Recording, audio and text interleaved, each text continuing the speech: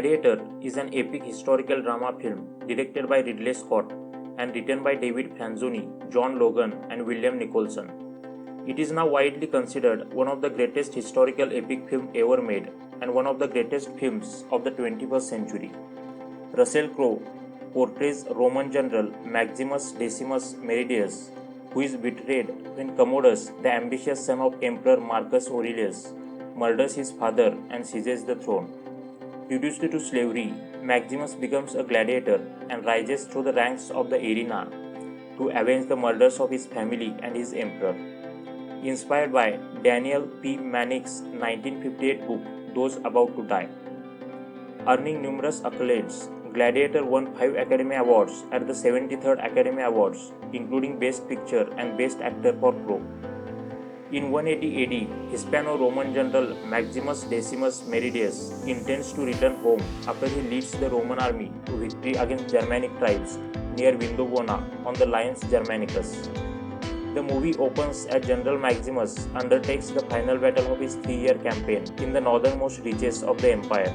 At my signal, he tells his aides, "Unleash hell." Scott treats us to a striking display of warfare AD 180 style. The ancient killing machines swing into action. Thousands of spears and flaming arrows pierce the air. Catapults fling fiery clay pots against flammable trees. Hand-to-hand combat entails broadswords and axes, and a flanking maneuver led by Maximus himself sees the cavalry slip behind enemy lines to finish off the outmanned resistance. In this early sequence, Scott signals the scope and scale of his ambitions, painting a broad canvas of blood, valor, and horror, where action is slowed down to create a blur of shade and color and madness. Emperor Marcus Aurelius, played by Richard Harris, the old and wise emperor of Rome, tells Maximus that his own son Commodus is unfit to rule and that he wishes Maximus to succeed him as regent to restore the Roman Republic. Marcus Aurelius informs Commodus. In response, the amoral, power-hungry, psychopathic Commodus murders his father. Commodus proclaims himself the new emperor, and after gaining power, he seeks to weaken the power of the Senate and establish absolute rule and demands loyalty from Maximus, who refuses. Maximus is arrested by the Praetorian Guard and is told that he and his family will die. He kills his captors and wounded, rides for his home near Turgallium, where he finds his wife and son crucified. Maximus buries them and collapses from his injuries. Slavers find him and take him to the city of Zucabar in one of the Roman provinces, where he is sold to gladiator trainer Proximo. Scott cited Spartacus and Ben-Hur as influences on the film. These movies were part of my cinema-going youth, but at the dawn of the new millennium, I thought this might be the ideal time to revisit what may have been the most important period of the last 2000 years. If not all recorded history, the apex and beginning of the decline of the greatest military and political power the world has ever known. Maximus reluctantly finds in local tournaments, his combat skills helping him win matches and gain popularity. He befriends 2 other gladiators, Hagen, a German, and Juba, a Numidian. In Rome, Commodus organizes 150 days of games to commemorate his father's death. Upon hearing this, Proximo reveals to Maximus that he was once a gladiator who was freed by Marcus Aurelius and advises him to win the crowd to win his freedom. Janty Yates certainly did a lot of research when figuring out what the costume of the characters would look like if they were actually in that time period.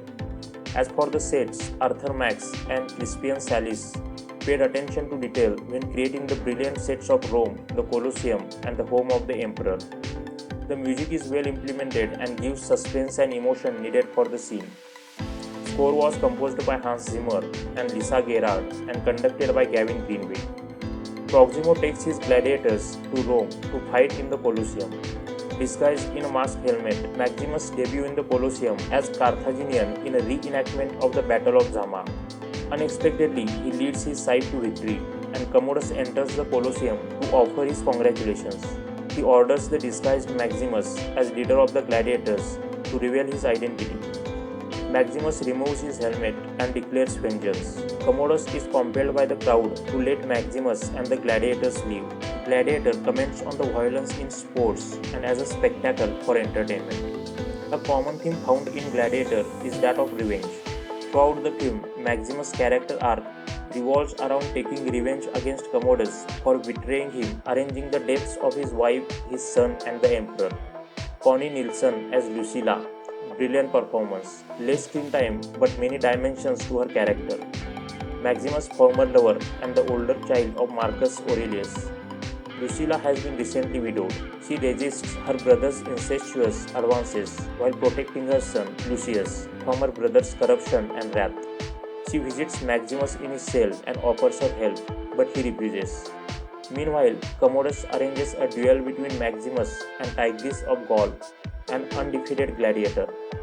Several tigers are set upon Maximus during the duel, but he prevails. Commodus orders Maximus to kill Tigris, but Maximus spares his opponent's life. In response, the crowd chants Maximus the Merciful, which angers Commodus. During the course of the film, Maximus is represented as a strong, fearless figure who is brave, loyal, and honest to those around him.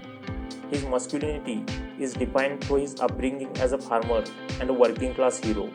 A signature trait of Maximus before he fights is that he picks up dirt from the ground and wipes his hands dirty, signaling his status as a man who isn't afraid to get his hands dirty.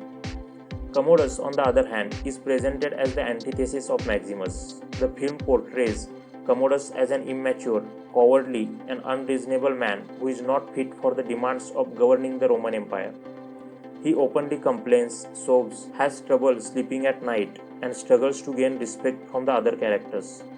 The film portrays Commodus as having only a single friend in his sister, with even his father openly admitting that his son is not moral.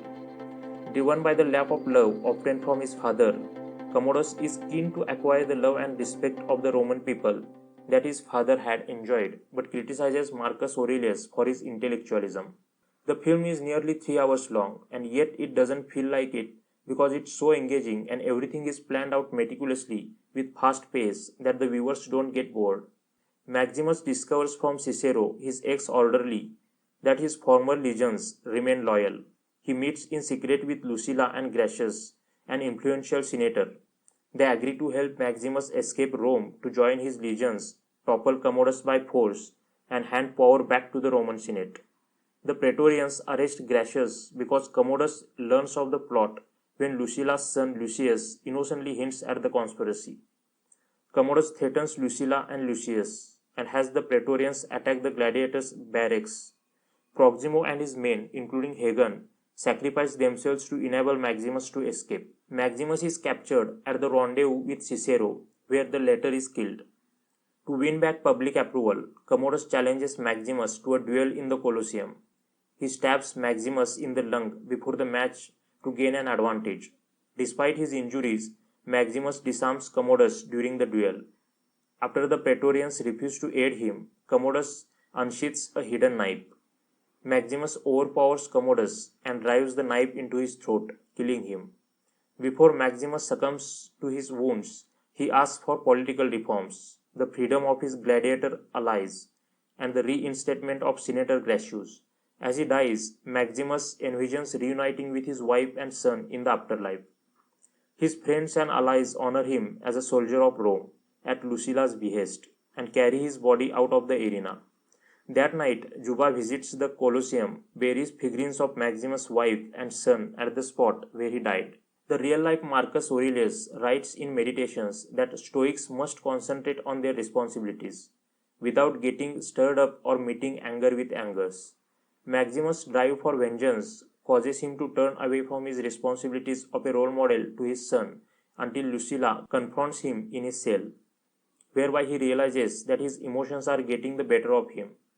When Commodus taunts Maximus about how his son squealed like a girl when they nailed him to the cross, Stoicism shines a light on Maximus. Instead of giving into his anger, Maximus slightly bows and refers to Commodus as Highness instead of Emperor, which later becomes a psychological and emotional blow to Commodus' ego. Dialogues such as, "Are you not entertained? Am I not merciful? I will have my vengeance," and "Strength and honor" are among the most recognizable quotes. If you enjoyed this video, then please like and share this video, do subscribe to the channel, and don't forget to click the bell icon.